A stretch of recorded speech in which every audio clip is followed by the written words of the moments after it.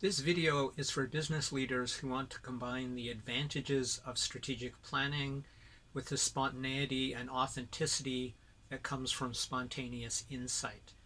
This is Crush It Club number 170, and it is called Organic Process Development. And this is because it's a process that's developed organically as you work. So yesterday I talked about how you can use the results that come from the real world, basically unexpected sources of inspiration, two ways to pop a yoga ball, one with a pop cap, believe it or not, and one with a hot popcorn kernel that has been unpopped. Just the idea that the universe, there are many things, there is more in heaven and earth, Horatio, than is dreamt of in your philosophy. Kind of that idea that there's still lots of stuff outside ourselves, observable in our universe, in the real world, that automatically, simply by observing and recognizing those things, can give us really great solutions we may not have thought of, such as what I just described. So this episode is related to that, but not the same, because this is about something I recognize first in my head and then in my spreadsheet. And that is, I'm coming up on 6 months, which is day 183, 182 and a half actually, of this year. Of course, would be halfway through the year. 6 months of daily videos. Now, this is a challenge I set out for myself, which I think I'm accomplishing fairly well. Most of the videos I think are at least decent to high quality topics and content. Though right now, of course, we've got the low-tech version until I get my PC back, which should be in the next couple of days.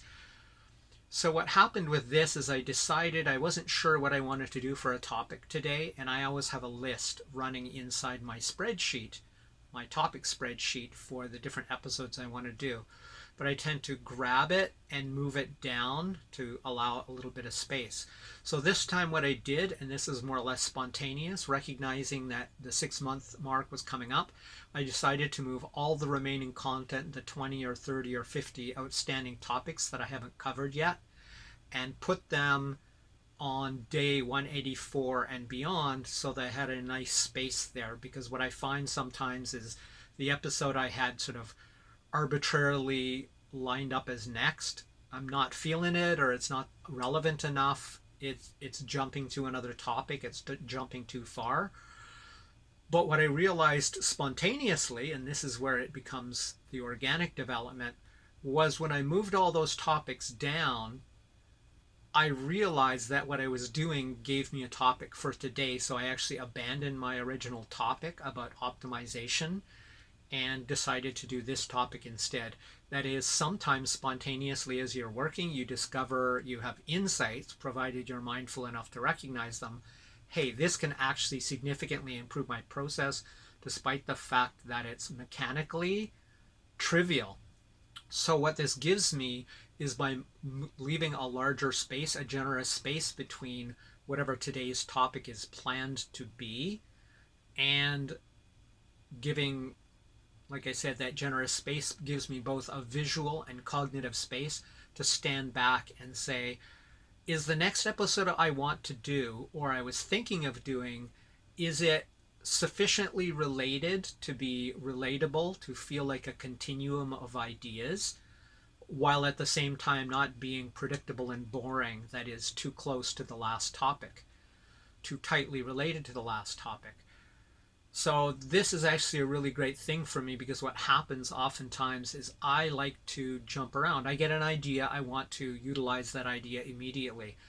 And my marketing coach doesn't love this, because she's saying, Tim, you have to be strategic in the topics and how you post them. While I agree with that, one of the things that you're in danger of losing by doing that, by planning ahead too much, by planning too rigidly, is the spark, the essence, the stream of consciousness that produced an idea that you had in a moment. Even though I'm very disciplined about writing those down and writing down enough detail to capture the main details of it. Unless I write the entire topic, what tends to happen is I lose that juice, that spontaneity, that vibe, which really captured the essence. And short of writing the entire script, the entire talking points for mine, which are usually 20 or 30 points, then it's lost. There's something lost in it. Even if I've captured the main points, it's just not the same. So that's what you sort of sacrifice for planning. So what this allows me to do, just by adding that physical and mental space, is to say, okay, I'm going to start putting the topics that are spontaneous in that space between the planned next video, which is now like 20 days down, which I can of course move, and anything I spontaneously come up with while I'm doing a video. So if I do this video and while I'm getting it ready or thinking about it or reflecting on it, I think of another idea, I will put that a few days after today, sort of like consider this because it's related to, it's cognitively related to the topic you just covered, but is it too closely related so you want it later? But it still gives me that opportunity to capture that sort of spontaneous juice that will be lost if I go, no, I must put it here. And so I'm always striving to make the episodes that give a cognitive bridge between one episode and the next, even if they're distantly related, to be able to, by having that distance, the mental distance, to stand back and say, are these sufficiently close yet sufficiently far, right? You need it to be optimally familiar, optimally alike, but optimally different is the sweet spot, because if it's too alike, it just becomes boring. Oh, he's talking about this again. This is barely different than yesterday's episode. I want everything to be satisfyingly different and refreshing, but also to still integrate or still consider that strategic planning that my marketing coach talks about. So this is a way to do that. You've got that space to consider and to decide, is it time for more variety in the topic, but still close enough that you can relate it and group it together and not break that strategic planning of having that related topic. So that's basically it for this episode. I've really sort of squeezed the juice out of it there. The main thing is I'll put a list here right about there, I guess, which will be about innovation and how innovation is created, because the component of it that's really critical in this case is you can't entirely plan it. So by rigidly planning and strategically planning things, it can undermine the natural creativity that comes out in me and in many people, I believe. To have that freedom to just say, well, here's something fascinating, I want to go down that rabbit hole.